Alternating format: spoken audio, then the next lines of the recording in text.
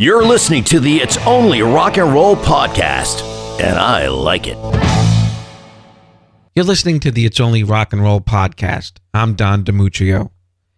Earlier this week, we lost the legendary Denny Laine, guitarist, singer, songwriter, and co-founder of the Moody Blues, the often overlooked but way ahead of its time electric string band, and of course, Wings.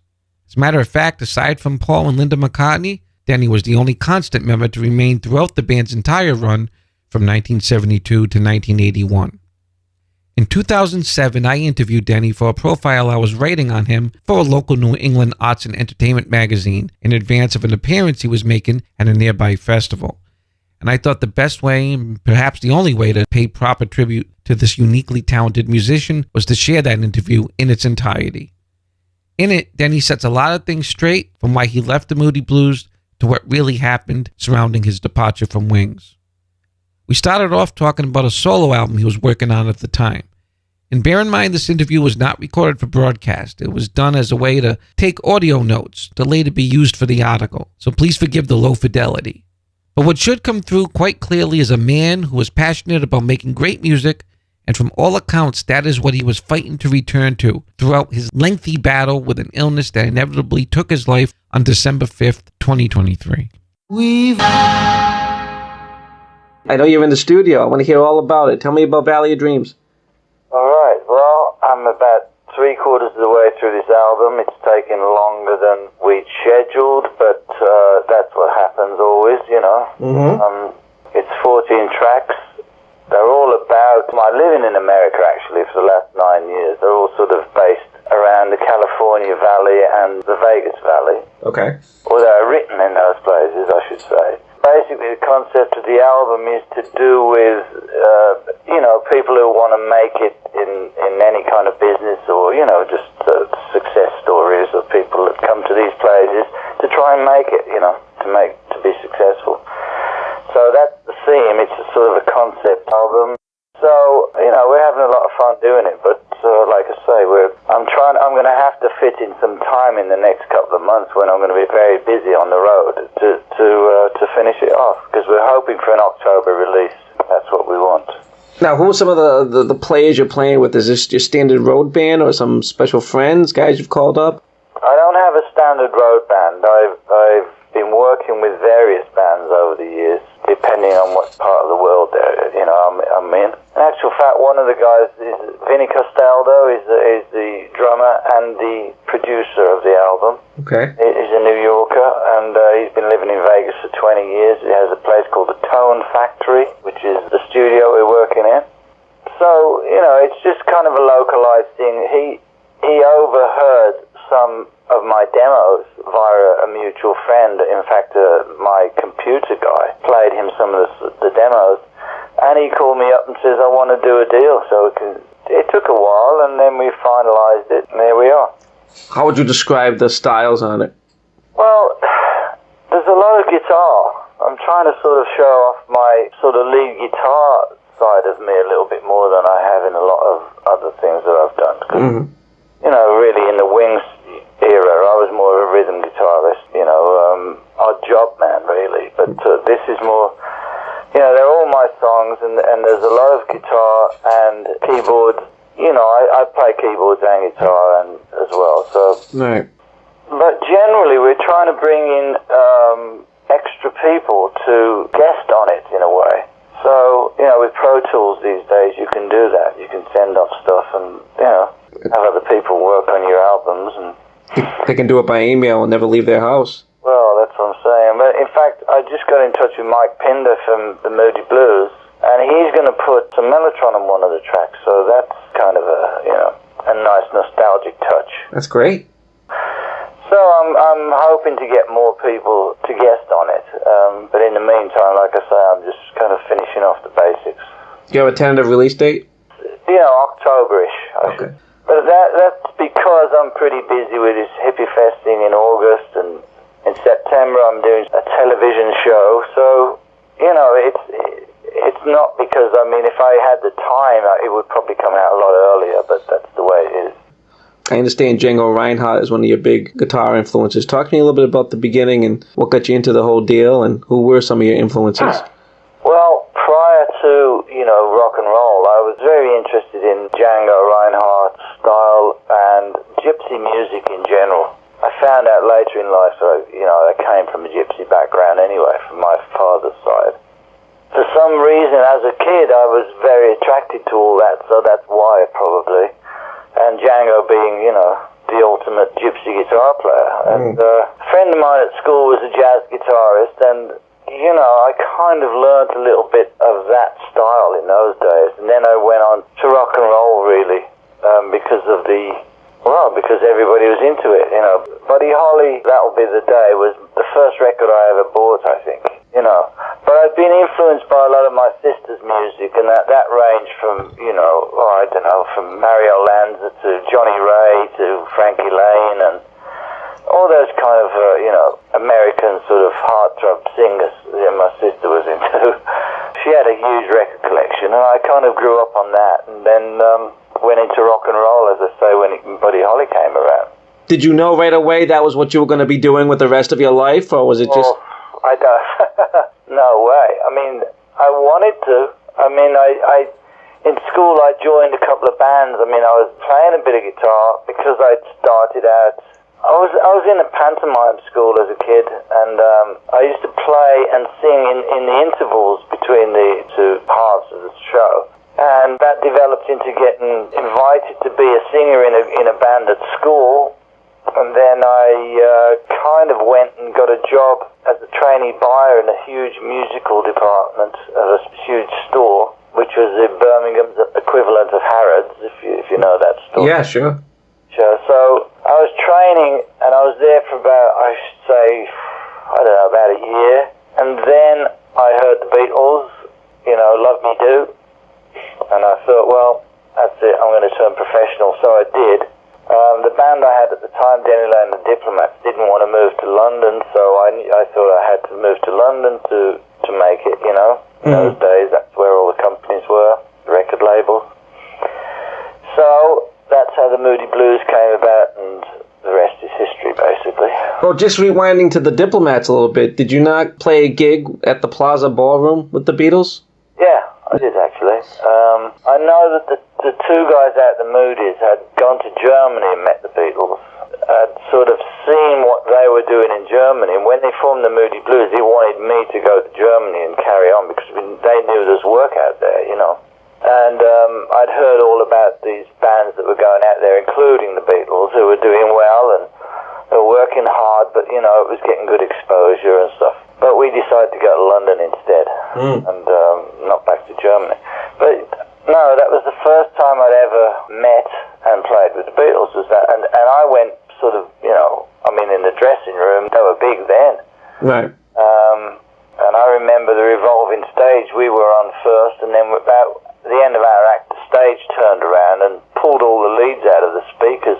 Somebody forgot to take the leads out. So when the Beatles came on, there was no microphones working, but you couldn't hear them anyway because of the girls screaming. Right. And John was pointing at his microphone and saying, what's going on, that kind of thing. But, we sat and talked a little bit, and then I don't know how long after that we met them all at the Ad Lib Club in London, which is a club for entertainers. Mm-hmm.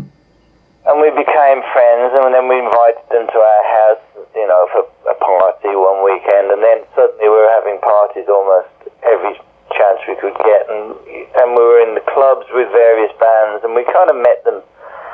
Then I started hanging out with them socially. George lived up the road from us.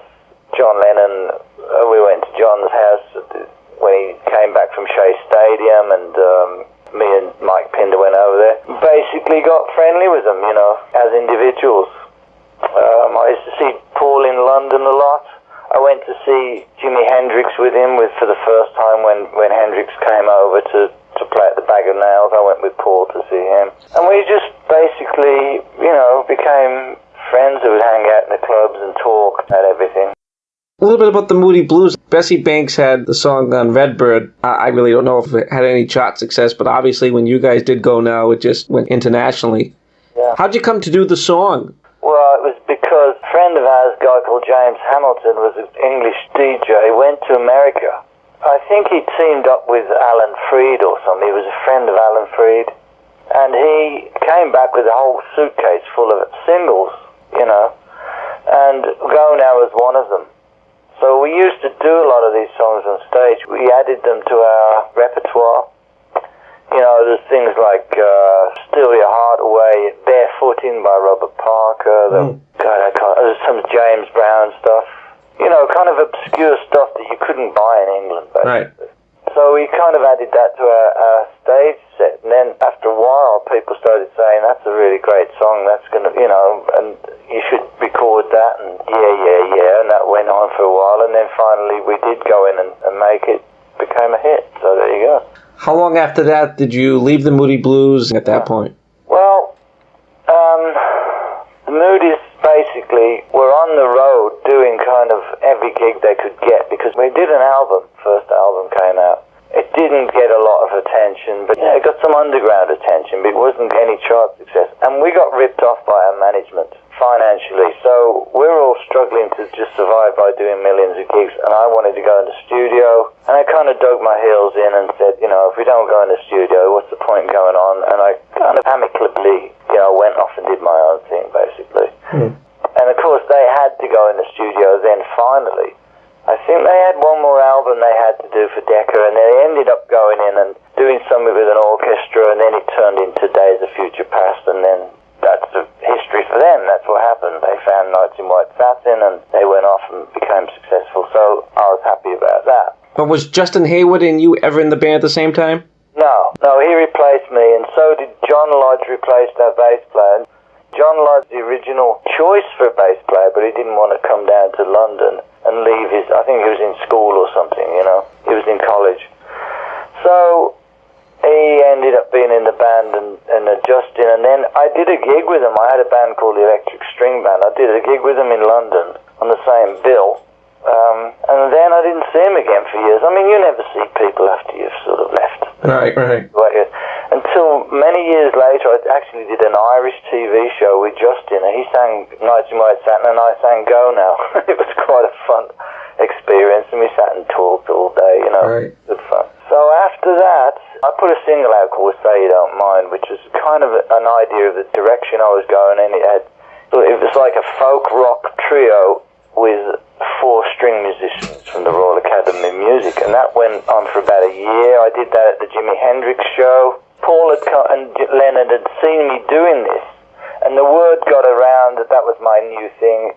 And one day I was down at Steve Winwood's house. This is after I came back, and see what happened was I went out to live in Spain for a while to get my head back together. Yep. And then I came back and got involved with Trevor Burton from The Move, who was the same management that the Moody's had. Even though they'd ripped us off, I still ended up going back with Tony Secunda. He was the driving force of the management, but I don't blame him for the whole financial thing. It's just that he was the guy who could make things happen. So I ended up getting back in with him and Trevor Burton, and we formed a little band called Balls with Alan White, who eventually went on to play drums for Yes. Yeah. And then nothing really came of that, and then during that time I was down at Steve Winwood's cottage, Traffic's cottage, and Ginger and Eric were there, and we had a little jam. They went on to form Blind Faith, right? So that was my contact with Ginger. Even though originally in the Moody Blues we'd done the Chuck Berry tour, and I'd met Ginger and Jack Bruce because they were part of one of the bands that was on there, the Graham Bond organisation. So I knew them from those days, right? And we were all under the same marquee artists and agencies, so we used to bump into all these people during the course of those years. So one thing led to another. Ginger was around my house one day, we were having a little bit of a sing-song around the piano, and he asked me if I wanted to join this band he had an idea for, which was Ginger Baker's Air Force. So I dragged Trevor along to that, and Alan White, and they all became members of it for a short period. So there you go. So that went on. We put a single out called Man of Constant Sorrow. Ginger went away for rehab, and it never got back together. So that was that situation. Was Chris Wood in there? I think Chris Wood might have been in it, to start with. And Steve Winwood. Yep. Did you just do the one LP? Yeah. Is Wings the next thing that happens? Well, yeah, virtually. But it was after that I You see, this is where my memory goes a little bit haywire because it's the timing of everything. Right. I think it was after that I had this string band thing, and then I lived in Spain. Incidentally, not to interrupt you, but the string band you mentioned, the couple of things I've read, they keep saying that it was like a precursor to ELO. Yeah. Would you characterize it that way? Well, I would, because I was at one point going to join ELO before it was called ELO. Was it the move? It was me and a few guys that ended up joining ELO. I think it was the keyboard player, and Steve Gibbons was involved, and I wanted to do that idea of having strings in the band. Yeah. Well, what happened was it wasn't going to work. I could see it wasn't going to work, and so I went my own way. And then I think some of the guys out of that joined up with Bev Bevan and Jeff Lynne. I mean, Bev Bevan used to be the drummer in the Denny Laine and the Diplomats. That's how I knew him. So they took it to the next level, which was great, Yeah. So that was that. So anyway, not sure about what the times and the dates were, but this string band thing went on for about a year. I finally said, right, I've done the Jimi Hendrix show. I went away and lived in Spain for a while. When I got back, I got the call from Paul, basically. And how'd that go down? Tell me what that was like.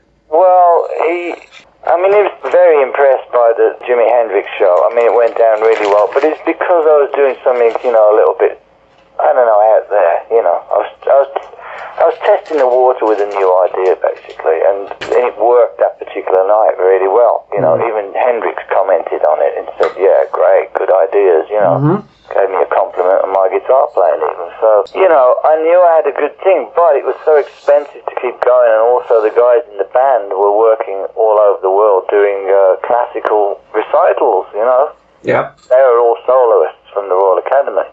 So the actual logistics of keeping that band going was ridiculous. Sure. So I just kind of shelved it, went away, and then when I came back, I got the phone call.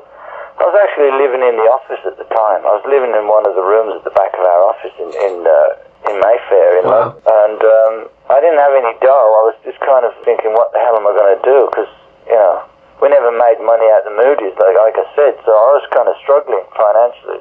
So I went up to Scotland, and it just started, and I met up with Denny Sywell, the drummer, and then it was just me, Paul, and Denny, and, of course, Linda. And then we just jammed a few weeks, and then I suggested Henry McCulloch from Joe Cocker's Grease Band, who was a friend of mine. Yep. Actually, while I was living in the office in Mayfair, I'd been round to see them rehearsing just around the corner from me, and Denny Cordell, who was the Moody Blues producer, he produced the Moody's first album, was producing Joe Cocker. He produced Little Help from My Friends. So there was a tie-in with Henry McCulloch. He left the Grease Band and was doing nothing, and so we just called him, and he became the lead guitar player, basically. But even before that, give me an idea, paint a picture. What's the phone call like? What does he offer you? Is it just casual, or did it seem like this was going to be a permanent position? How did it go? In this business, there's no such thing as a permanent position. Oh, I know, right. I mean, nobody's going to commit themselves to anything until you see what happens. Right. It was hi man, what's going on? What you doing? Fancy getting a band together? It was simple as that. And I said, sure. Better believe it. So he said, right, there's a flight tomorrow if you want to get it. I'm in Scotland. Jump on the plane and I'll see you there. When things like that happen, do you talk money or do you just let it... No, we don't talk money. No, at all. Not at all, huh? And we went up there and, I wasn't thinking money. Nobody was thinking money.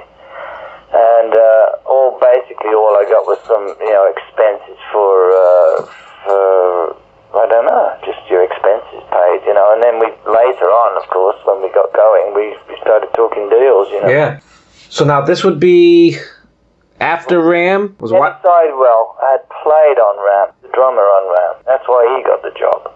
But none of the other guys on Ram wanted a tour. Like Hugh McCracken? They didn't want a tour. Right. They were all session guys. So that's why Paul wanted to put a band together.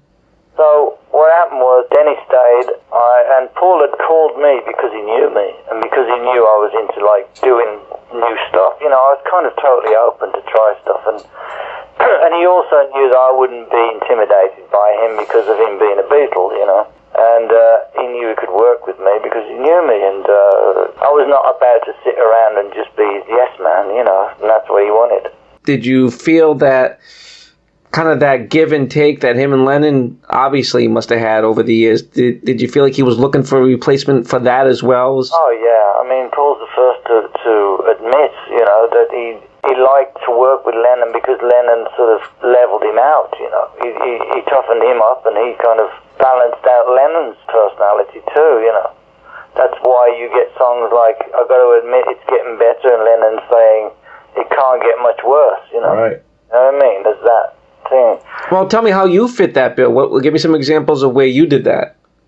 Well, there would be a situation, I can't remember exactly, but he would play an idea, and I would just play something to it or sing something to it, and he'd say, "Yeah, that's exactly what." It was just an automatic chemistry. Yeah, I suppose that's what it is. That's why we never really argued all the time we were together, because we just had a very positive, if I didn't like something, I would say it, and if he didn't like something, he would say it, but it was never like, we would just be thinking positive, we've got to get something written here, or we've got a tour to do, or we've got this to do. And we put music, before everything, and that's what we did, and we both felt that way, So therefore we never really argued. In fact, the only time we ever argued was over my ex-wife wanting to come to one of the video recordings. And he didn't want her there, and I don't blame him really, because, they get in the way sometimes, when you got to do your work, and just the silly little things like that. I mean, you always get, we always put the music first, let's put it that way, and family life does suffer in some ways, it did in my case for sure, but, I was determined to sort of make this thing work, and that's what we did, and we had to start again virtually. He had a lot of press trying to hound him, that's why we were up in Scotland, and, we don't want people sort of criticising us when we're starting something, we want to be left alone to get it good, and that's what we did. Is that why you guys toured the college circuit at the beginning? We did that, yeah. Yeah. And of course he was trying to sort of cover up for Linda too. Right. He was trying to get her in shape and teach her a few things and teach her to harmonise and God knows what else, so that she wouldn't make a fool of herself on stage. And then, we just wanted to be a good band before we made an album, basically, before we really went out there and did it on big time, He had a lot to lose. I didn't really have a lot to lose, me, but he did. Well, it seemed like a lot of the members, aside from yourself, came and went. And the big one to me, if the story's correct, is the trip to Lagos. Kind of like on the eve of the trip to Africa, the band just said, we're not going. And, and you were like the only one who went along. I mean, that kind of tells me a lot about the kind of, loyalty that he was commanding at the time. Yeah. Well, it wasn't really so much that. It's just that there was a lot of pressure on him, and a lot of the people that joined, they couldn't take the pressure. Couldn't take the pressure of the 24-hour job and the press and the whole, the hugeness of it all. It just, could only take so much of it, and it's a big deal working with somebody like McCartney who's that big. It's beyond the personal relationships, and Paul was always pleasant and got on well with everybody, and vice versa. There's never, he wasn't sort of acting the big superstar or any of that, but.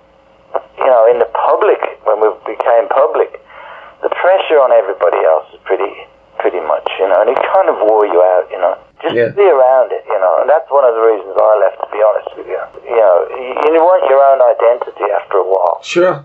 Because you're dragged into that whole thing, and every question is related to the Beatles and God knows what else, but, and it becomes a pressure, and, I'm sure that these guys, they made a few quid, as we say. They made some money and they bought themselves a nice house and this and that, and just thought, well, hell, why do I want to work? Or maybe I should just, take it easy and spend some money. Sure. You know what I mean? So it wasn't really anything other than just being tired of the whole pressure, I think. I'm talking about from the other guy's point of view. Because I wasn't tired of the pressure. Like I say, I loved it and relished it, and I liked it for all those years. You know, it wasn't until after 10 years I got tired of the pressure.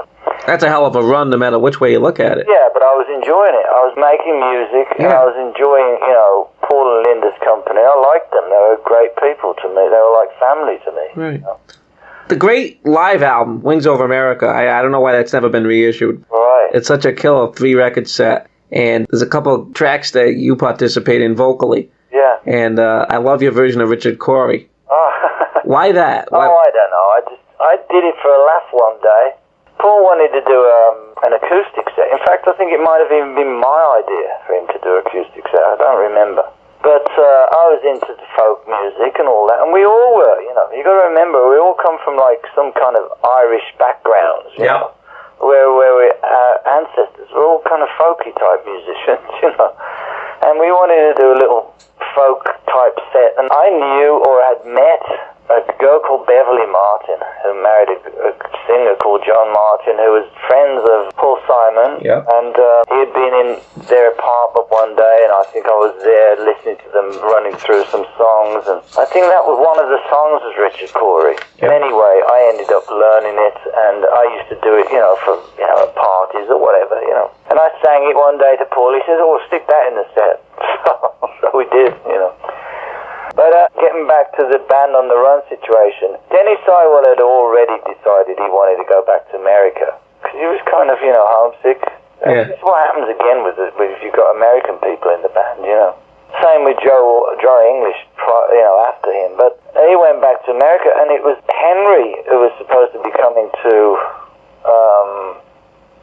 Was it Henry or Denny? No, it was Henry who left first. Because he was Henry was a bit of a loose cannon, you know. He wanted to he wanted to sort of have a bit more of a freedom, a bit more of a life, really, outside of Wings, you know. That's my take on it, anyway. And then it was Denny Sywell who let us down as we were due to go to Africa and on the run.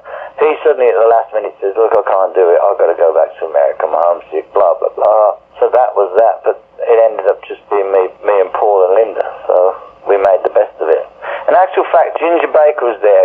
By then he had his own studio in Lagos, and we did do one track in his studio. Yeah, didn't he play like something with rocks in it or something? Yeah, it was a fire bucket. Yeah, that's it. Oh, you've done your homework. A little bit. Yeah. Tell me about Mulligan Tire, which I guess was the biggest selling UK single, right? Yeah. At the time? Yeah, well, again, he came to me, you know, I was over at his cottage one day, and because I lived in another cottage on the estate up there, and I used to go over every evening, really, for dinner. Linda would cook dinner, and because I was living on my own up there most of the time in another little area, but which I loved, don't get me wrong, I enjoyed it. The one thing about me is that I've stayed in 5-star hotels, you know, for many years, and the one thing I love is the country, a little trailer, somewhere quiet, nothing to do with the music business, you know, no interruptions, just to keep my brain intact. I like the extremes of having the peace and quiet of the country, and that's what I loved about being in Scotland, and so did Paul and Linda. Mm-hmm. So I used to sort of stay either in my trailer or I would stay in one of the cottages up there once they got one of the cottages ready. And I used to go for dinner. So he started playing me this song, just the beginning, just the Mulligan, and I knew it was a hit just from that. So we went over the next day to my cottage, and we sat there and just looked out and sort of, you know, checked out the whole environment and wrote the lyrics and the rest of the song. So, you know, I kind of helped him on getting all the lyrics together, and that was that.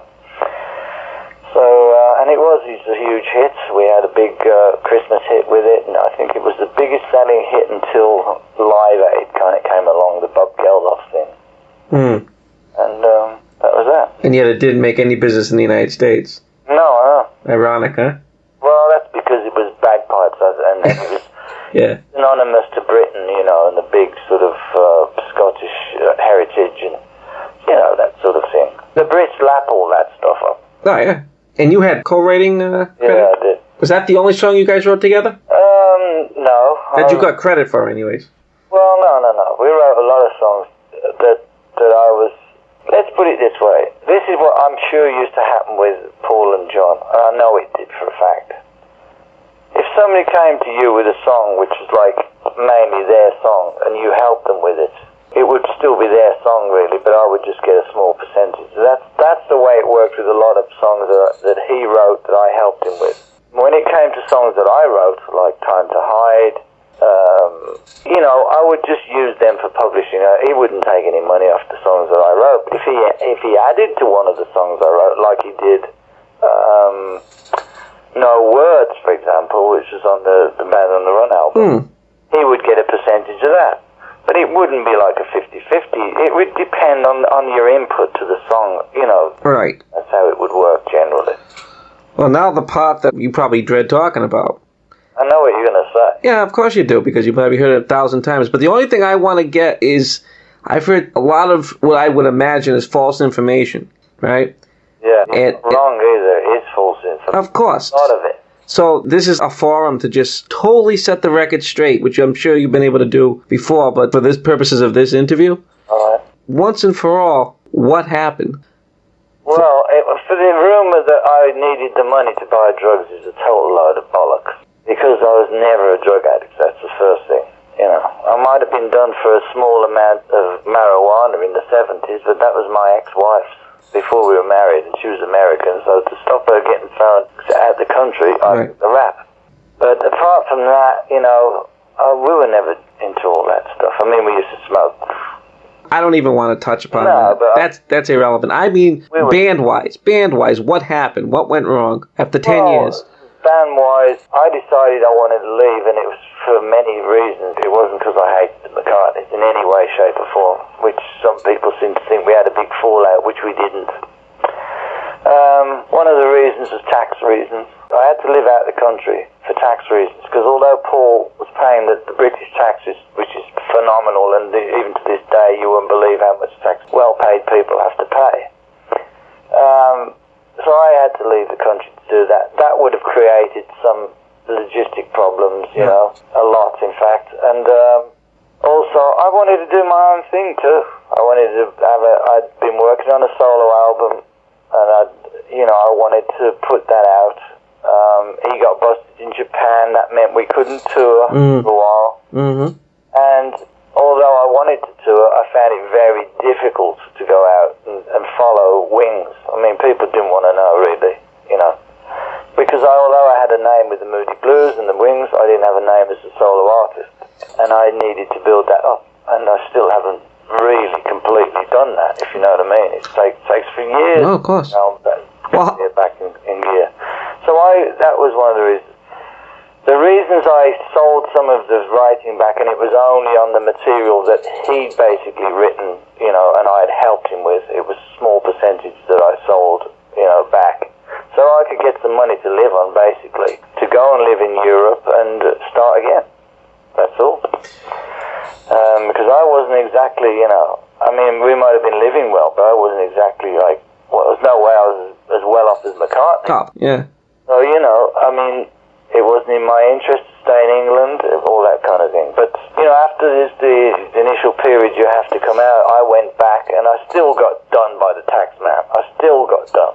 Now, why wouldn't Paul have helped you out of that? Well, because initially it wasn't really his problem. And to be honest, it wasn't. I was self-employed. It was my problem. Yeah, but musical brothers, no? Yeah, it don't matter. I mean, that did cause some concern for me, because I thought, But then I also understood the fact that, it was my own fault. All that, and the fact that my ex-wife was really giving me a hard time. And I went through a divorce during that period. So, I just wanted to get the hell out of everything and just start again. Like I always do. Yeah. That's what I'm like. I don't want to let things really get to me. So what I do is I just escape for a while. I become sort of an ordinary musician again. And that's what I did in Spain. I went and played flamenco music and went and hung out with all those people and just kind of became a bit of not a recluse so much, but I just wanted to write. I wanted to, go to my little farmhouse and just put a band together and do it that way, But now, weren't you on the Tug of War album? Yeah, but that was because that was going to be the next album before I left. But but it wasn't going to be a Paul McCartney album. It was going to be another Wings album. But, Right. And that's because we'd worked with Steve Wonder and Carl Perkins. We had, what's his name on drums? Oh, Jesus, I can't remember his name now. Steve Gadd.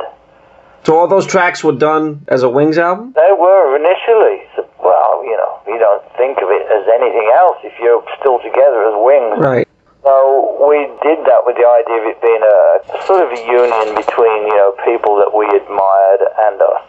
And Paul was just basically trying to get real good musicians on to join us for a new album because we didn't have a band again, right? So that's what we did, and because I left, obviously, he put it out as a solo album. So How does McCartney 2 fit in with that chronology? with what? The McCartney 2 album, how does that fit in with the chronology? Was that after you left? Which McCartney 2? Which was that? The one with Coming Up? The one he recorded all by himself? Oh yeah, but Coming Up we recorded before. No, the studio version, not the live one. You know, the bit where even in the video he plays all the characters and... Oh, that, yeah. Yeah. No, I don't know about that. Okay. To be honest. I don't know anything. I did see him do that on Oprah once and thought, well, that's a bit weird. But, you know, I mean, but we all, you know, for how weird it was, for many years after that, I ended up doing that myself. Yeah. Because I couldn't afford to pay musicians or to go to the best studios and do it on that level. So I started at the bottom again and I started playing all the instruments. Right. Because I'd got all that experience from working with Paul, which, you know, that was a really good thing that happened with me, with Paul, because I got to be, you know, I got to learn how to do a lot of stuff without having to be the main man, you know.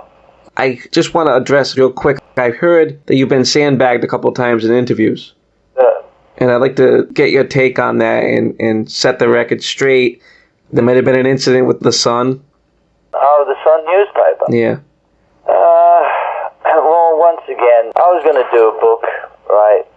Everybody wanted me to do a book, and I went, no, I'm not interested. I've already tried doing this, and I don't trust, or to be honest with you, I don't trust that. You know, I don't trust somebody else writing a book with me who's going to twist it all around and put it all out wrong. You know, I didn't want to do it for just money. You know, I'm not interested in that.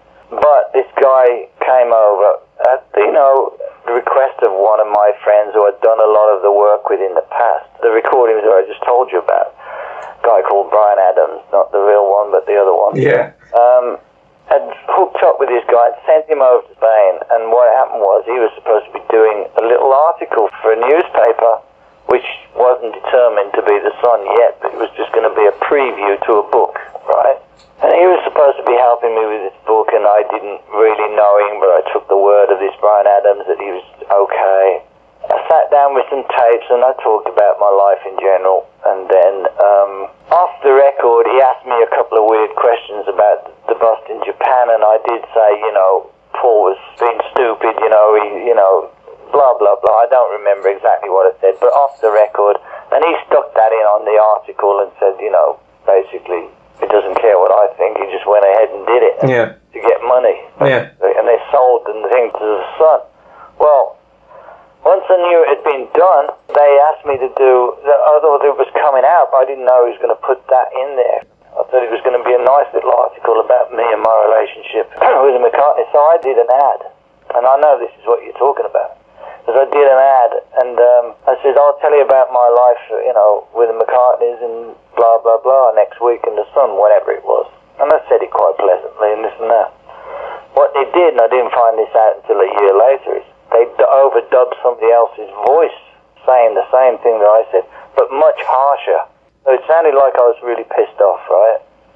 And it was a Manchester accent, and I'm from Birmingham. It's unbelievable. To this day, I just hate, you know, the people do stuff like that. And they're doing it all over the internet now, you know, so I was kind of a guinea pig for that. But that's what happened, and they stuck that article out, and it made it look like I was having a go, which I wasn't. And of course, the McCartney's reaction was, in the Playboy magazine, they sort of had a go at me and treated me like I acted like I was a chauffeur, you know what I mean, who told stories out of school and that kind of thing, which really wasn't the way it was. So I sent a letter off to Paul and explained it all, and we just kind of, you know, it's been all right ever since. Even though we haven't spoken for years, we've still been in contact. I mean, I've been in contact with him over this love show, you know. I'd actually suggested that we do it with Wings. I didn't know he was doing the love show. And he got back to me a couple of months later and said, great idea, maybe we'll do it further down the road. How you doing? Great. You know what I mean? Just what I was going to ask you. When's the last time he's called you? When's the last time he's asked how you're doing? Oh, well, this must have been, I don't know, a couple of months ago, 3 months, just before the love thing got done. Yep. Might have been 6 months ago, I don't remember. Within the last year, let's put it that way. Okay. Prior to that, he had contacted me when we re-released the Band on the Run box set. And because they put an extra album in there with interviews... Yeah, you're on it. That's right. Yeah, so he sent me a really nice letter saying, you know, thanks, man, great memories, you know, hope you like the new mixes. But did you find it odd that he put out the Wingspan documentary and didn't have any former band members talking? Well, I never ever saw it, but the thing is, I heard that I wasn't even in it, but, you know, it was all about him and Linda, but what can you do? No, you're in it.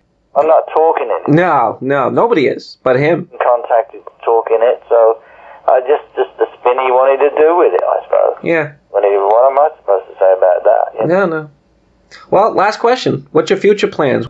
Well, somebody asked me what I thought about Paul's new album yesterday, and I said, it's okay, but it needed me. I mean, I did contact him at one point recently, and I never got a reply, but, you know, this is when he was going through this bad thing with the press with his divorce, and I said, give us a call, let's get back and let's put another album, you know, Band on the Run together. It looks like you need some cheering up or something like that, you know. Of course, I said I've got a spare bed in the because when I first went to Scotland, I stayed on a mattress in his garage because it was just a little cottage. It didn't have a spare bedroom. They had the kids and that, you know. I just made a little reference to that. I've got a spare bed in the garage or something. Yeah, that's great. What I'm doing now is I'm just, you know, I want to get this album out so that I can kind of go out and tour because this has been a long time since I've been able to do that on my own. Sure. I get a lot of offers to go off and do the odd things, you know, like this hippie fest stuff that I'm doing, and I like to go out and do gigs with old pals, like Eric Burden, for example, which I'm doing this gig with. The gig that you're writing for a gig, when is it at the end? July 28th at the Misquamicut. That's the one with Eric Burden and yeah. Well, I've been doing stuff like that, and I did a couple of hippie fests with Eric and with Mountain, and all the bands that I've liked over the years I've been sort of seeing and working with again. Joey Mullen from Badfinger. You know, great bands, and I know these people, so it's great fun going out and working, meeting with your old pals and doing stuff, you know. So right. I don't mind doing that at all. But the whole point is that I want this album to be a launching pad for me to go out and do my own tours, you know. So that's the general plan in a nutshell, my friend. 1979's Back to the Egg, what would be the final Wings album. That's Denny Laine taking the lead on Again and Again and Again. Following the interview, I was offered the unique opportunity to help Denny set up his online social media presence. Remember MySpace? And in the interim, albeit for a short period of time, I got to interact with him and his wonderful family. And I know that we're all keeping them in our thoughts at this time. We're going to leave you with a rare live version of Denny Laine doing Live and Let Die. Be sure to come back for the next episode of the It's Only Rock and Roll podcast.